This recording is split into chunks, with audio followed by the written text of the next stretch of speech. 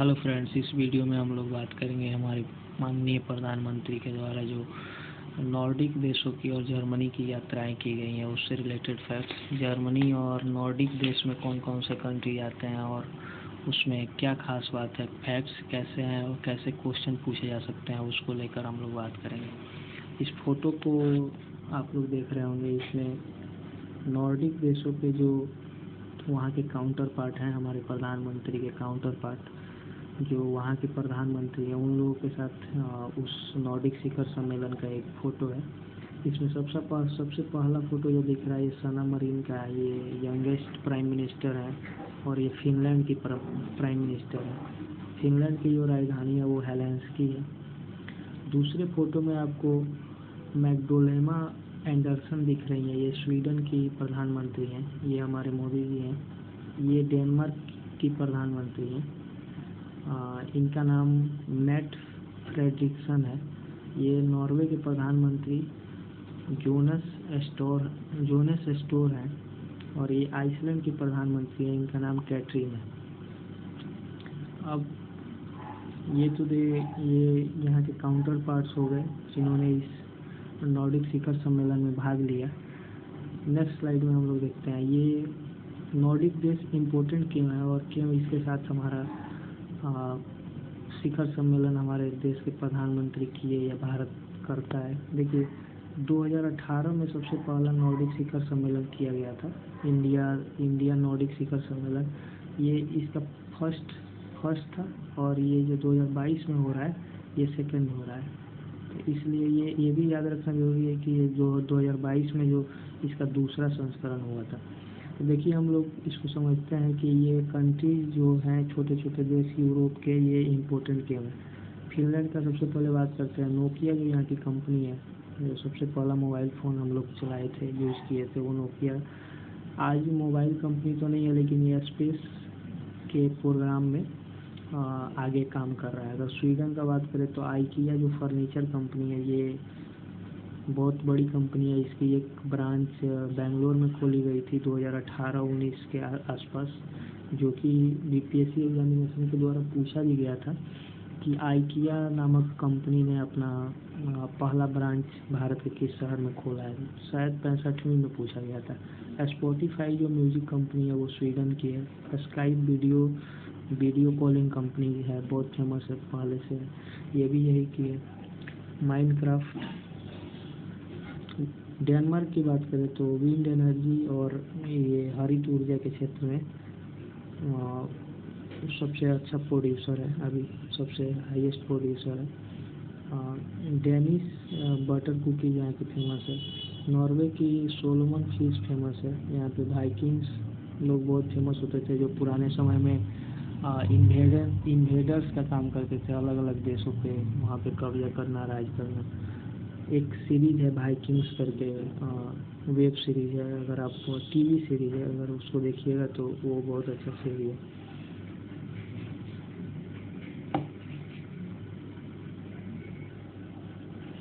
अब हम लोग देखते हैं यहाँ पे नॉर्डिक देश कौन कौन से हैं। नॉर्डिक देश में मतलब इस नॉर्डिक शिखर सम्मेलन में कौन कौन भाग लिए वो तो हम लोगों ने देख लिया। नॉर्डिक देश में आते कौन कौन देश हैं, तो हमने नॉर्वे, डेनमार्क, स्वीडन, फिनलैंड और आइसलैंड का तो बात की है। यहाँ पे एक फ्रोया आइसलैंड है जो कि नहीं था उसमें, और एक ऑलैंड देश है। ये दोनों देश मिला के टोटल 7 देश होते हैं जो कि नॉर्डिक देशों में आते हैं। अब इससे अगर रिलेटेड अदर फैक्ट्स हम लोग देखेंगे तो यहाँ पे स्वीडन की राजधानी यहाँ पे स्वीडन है। स्वीडन की राजधानी स्टॉकहोम है, जहाँ से नोबेल का प्राइज़ दिया जाता है। वही जो नॉर्वे की राजधानी ओस्लो है, ओस्लो से ही वह नोबेल का जो पीस प्राइज़ है, नोबेल प्राइज़ में जो पीस प्राइज़ इसको नॉर्वे के राजधानी से दिया जाता है और ओस्लो से दिया जाता है। बाकी जो 5 नोबेल प्राइज़ है वो स्वीडन के स्टॉकहोम से दिया जाता है। फिनलैंड को झीलों का देश कहा जाता है। फिनलैंड की राजधानी हेलेंसिकी है। डेनमार्क एक छोटा सा देश है लेकिन यहाँ पर एक देश है ग्रीनलैंड, जिस पे डेनमार्क का ही अधिकार है। एक मूवी आया था अभी हाल फिलहाल में 2021 में, अगेंस्ट द आइस। उस मूवी में दिखाया गया है कि इस ग्रीनलैंड का कैसे मतलब खोया जाता है इसको, और डेनमार्क के एक निवासी थे वो इसको कैसे खोजते हैं। इसका इधर वाला जो पार्ट है डेनमार्क का, उसको पियरी लैंड कहते हैं, जिस पे यूएसए का अधिकार है। लेकिन इसके सबसे बड़े हिस्से पे डेनमार्क का अधिकार है अभी हाल फिलहाल में। ये इम्पोर्टेंट फैक्ट्स हो गए। नॉर्वे को मध्य रात्रि का देश कहा जाता है। और आइसलैंड में एक करंट अफेयर में CO2 कार्बन डाइऑक्साइड सोखने वाला ओरका नामक संयंत्र का आविष्कार किया गया है, जो अभी चालू भी हो गया। वो CO2 सोख के और दुनिया को प्रदूषण फ्री बना रहा है। अगर हम लोग देखेंगे तो ये जो यूरोपियन कंट्री है यहाँ पे, इन्हीं कंट्री का मतलब रैंकिंग जो है वो हर चीज़ में टॉप पे रहता है, खासकर फिनलैंड, नॉर्वे और स्वीडन और डेनमार्क का। आइसलैंड भी रहता है। जैसे अलग अलग रिपोर्ट जो एजुकेशनल रिपोर्ट है या डेमोक्रेसी को लेकर है या फिर उसमें स्वास्थ्य को लेकर है, खुशहाली को लेकर है, इस सब रिपोर्ट में यही चारों पांचों कंट्री में से कोई ना कोई टॉप पे रहता है या टॉप रैंक पे रहता है। इस तरह से ये नॉर्डिक देश हमारे लिए बहुत इम्पोर्टेंट है, और इसको देखते हुए नॉर्डिक शिखर सम्मेलन भी हमारे लिए बहुत इम्पोर्टेंट है। अब इसका आयोजन जो है वो कोपेनहेगन में किया गया है। नॉर्डिक शिखर सम्मेलन का आयोजन कोपेनहेगन में किया गया, और इसकी जो इस सेकंड नॉर्डिक शिखर सम्मेलन में जो मेन एस्पेक्ट्स जिस पे आगे नॉर्डिक और इंडिया जो काम करेंगे, उसमें जलवायु परिवर्तन सबसे इम्पोर्टेंट था, फिर हरित ऊर्जा जो ग्रीन एनर्जी है, फिर ब्लू इकोनॉमी और स्वास्थ्य पे, वर्ल्ड डेवलपमेंट एंड कोऑपरेशन पे, और आपसी भागीदारी और व्यापार को बढ़ाने के लिए काम किया जाएगा। इसको लेकर ये नॉर्डिक शिखर सम्मेलन किया गया।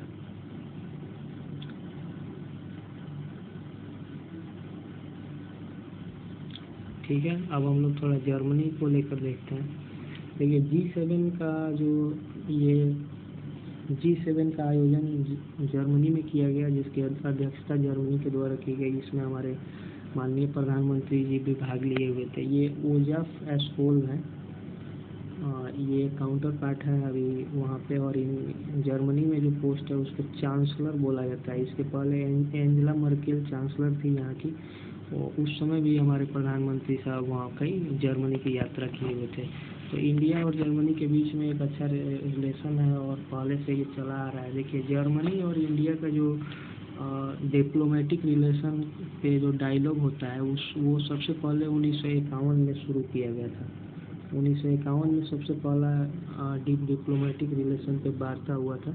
तो इसको लेकर 2021 में 70 वर्ष पूरा हो गया है। तो भारत ने इसका एनिवर्सरी 70th एनिवर्सरी भारत और जर्मनी ने मिलके इसका मनाया है। तो इसमें भारत जर्मनी के साथ एक अच्छा समन्वय बैठा के इसमें कृषि के लिए, ग्रीन हाइड्रोजन पॉलिसी के लिए, नवीकरणीय ऊर्जा के लिए, हरित और सतत विकास के लिए, और इसमें अन्य जो सॉफ्टवेयर टेक्नोलॉजी के बारे में आदान प्रदान को लेकर बहुत अच्छे से काम कर रहा है। इसका मेन मोटिव जर्मनी का मतलब ग्रीन एनर्जी और हाइड्रोजन एनर्जी में बढ़ावा देने के लिए 10 बिलियन यूरो डॉलर देगा इंडिया को, जो इंडिया का सहयोग कर रहा है। इस तरह से इस डायलॉग का इम्पोर्टेंस हमारे लिए इम्पोर्टेंट है। अब हम लोग मेन जो एग्जामिनेशन में क्वेश्चन बनता है वो इससे नहीं बनता है, मतलब बहुत कम बनता है। ज़्यादा से ज़्यादा पूछा जाएगा कि किस देश की यात्रा की है, लेकिन उस देश से रिलेटेड जो अदर फैक्ट्स हैं उससे क्वेश्चन बनता है। जैसे हम लोग मैप में देखते हैं, ये हो गया जर्मनी, इससे जो नेबरिंग कंट्री है इसके किस किस देश से इसका बॉर्डर लगता है उसको लेकर पहले हम लोग देख लेते हैं। तो यहाँ पे डेनमार्क सबसे ऊपर में लगता है, फिर इधर पोलैंड, ऑस्ट्रिया हो गया, हंगरी हो गया, यहीं पे चेक रिपब्लिक है यहाँ पे, और इधर स्विट्ज़रलैंड है, इधर फ्रांस है, फ्रांस की राजधानी पेरिस। यहाँ पे ये जो पीला वाला पार्ट दिख रहा है ये लग्जमबर्ग है, लग्जमबर्ग। ये बेलारूस है, नीदरलैंड है, इसी को हॉलैंड भी बोलते हैं। ये सारी कंट्री का इससे बॉर्डर शेयर करता है जर्मनी। अब हम लोग जर्मनी को मेन देखते हैं। जर्मनी में यहाँ पे स्टुटगार्ट है। हिस्ट्री में अगर आप देखिएगा तो यहीं पे मैडम भीखाजी कामा ने सबसे पहले झंडा फहराया था। और यहाँ पे कील नहर है एक, ये बहुत इम्पोर्टेंट नहर है, बहुत व्यस्त नहर भी है। ये बाल्टिक सी को नॉर्थ सी से जोड़ता है, यहाँ पे आप देखिएगा तो ठीक है। यहाँ पे और राइन रिवर है, इधर एस्प्री रिवर है एक, नीचे में डेन्यूब है। यहाँ पे 1961 में यहाँ पे एक दीवार बना दिया गया था जिसको बर्लिन का दीवार कहते थे। यहाँ पे बर्लिन है इसकी राजधानी, जर्मनी की राजधानी बर्लिन है। बर्लिन में एक दीवार बना दिया गया था और ये जर्मनी जो है वो दो भागों में बढ़ गया था, इधर वेस्ट जर्मनी और इधर ईस्ट जर्मनी। अब इसको लेकर के बहुत ज़्यादा विवाद होने, जर्मनी कोई भी देश जब दो टुकड़े में बढ़ जाएगा तो वहाँ पे बहुत तरह की घटनाएं होने लगेंगी। अब इसको समाप्त करने के लिए 1980 के दशक में बहुत बड़ा आंदोलन होता है और 1989 में इस दीवार को गिरा दिया जाता है और उसको जर्मनी का यूनिफिकेशन कहते हैं। अगर क्वेश्चन आता है कि जर्मनी का यूनिफिकेशन कब हुआ, तो 1989 में हुआ, जब इस बर्लिन के दीवार को तोड़ के हटा दिया गया। ये इम्पोर्टेंस फैक्ट्स थे इसको लेकर। अगर अब यात्राएं में जो है, अगर कोविड-19 के कारण प्रधानमंत्री और अदर देश की जो यात्राएं हैं वो रोक दी गई थी, लेकिन अगर पूछा जाता है कि कोविड के बाद सबसे पहली किस देश की यात्रा हमारे प्रधानमंत्री जी के द्वारा की गई, तो वो बांग्लादेश की गई थी। बांग्लादेश अपने आज़ादी के 50 साल मना रहा था, उसी समय प्रधानमंत्री साहब को इनवाइट किया गया था और वहाँ पे मैत्री सेतु और वहाँ पे इंदिरा गांधी से रिलेटेड एक लिटिल गुरु करके स्कूल का अनावरण किया गया था। और भारत ही पहला देश था जिसने बांग्लादेश को मान्यता दिया था। उसको लेकर मैत्री दिवस मनाने का घोषणा किया गया 6 दिसंबर को, शायद, मैं कंफर्म नहीं हूँ। तो ये बांग्लादेश का सबसे पहला यात्रा किए थे कोविड के बाद हमारे प्रधानमंत्री जी।